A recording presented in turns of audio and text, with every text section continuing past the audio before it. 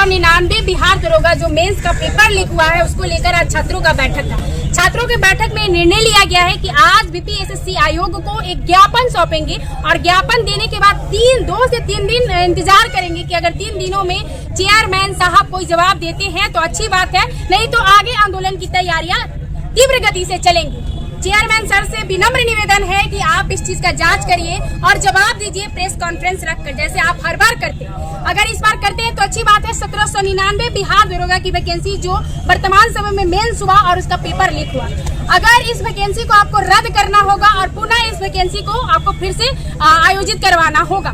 दूसरी बात कि जब क्वेश्चन बुकलेट आप देते नहीं है तो ये मार्केट में घूमता कैसे?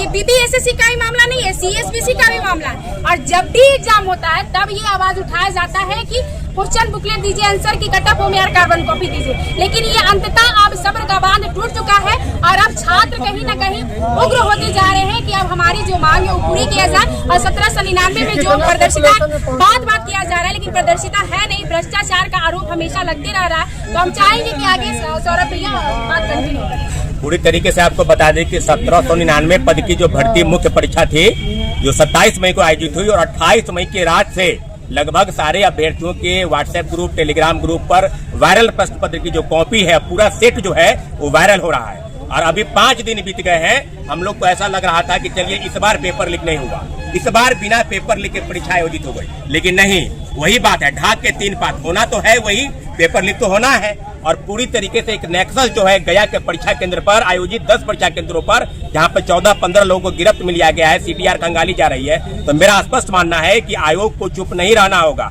आयोग को जवाब देना होगा कि क्यों आपने अभी तक बिहार पुलिस अवर सेवा आयोग के दफ्तर से कोई प्रेस रिलीज जारी नहीं किया है। तो सीधे सीधे आपको बता दें कि अभ्यर्थियों ने निर्णय किया है कि अभी हम जाकर ज्ञापन सौंपेंगे, आर्थिक अपराध इकाई की टीम के साथ भी वहां जाकर ज्ञापन सौंपेंगे।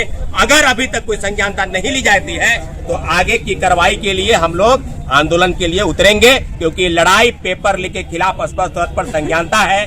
चुप्पी आपको नहीं लेनी होगी। निश्चित रूप से दरोगा अभ्यर्थियों के साथ गलत हुआ है, इसलिए हम मांग करते हैं कि परीक्षा की शुचिता जो है भंग हुई है, पुनः रद्द करके दोबारा मुख्य परीक्षा की आयोजित तिथि की जाए। इस मामले पर सरकार संज्ञान ले, आदरणीय मुख्यमंत्री संज्ञान ले, क्योंकि आयोग अभी तक चुप है। हम निश्चित रूप से लड़ाई लड़ने के लिए तैयार हैं। एंटी पेपर लीक कानून भले ही बना है, लेकिन लगातार पेपर लीक हुआ है। पूरे देश का व्यापार फल फूल रहा है जो पेपर लीक करा रहा है। इसका धंधे को चौपट करना होगा, सरकार को ठोस निर्णय लेना होगा। निश्चित रूप से दरोगा के भर्ती पर हम लोग एकजुट हैं और आज जाकर आवेदन सौंपे जा रहे हैं। अरे पेपर लीक नहीं चलेगी, धांधली सेटिंग बंद करो,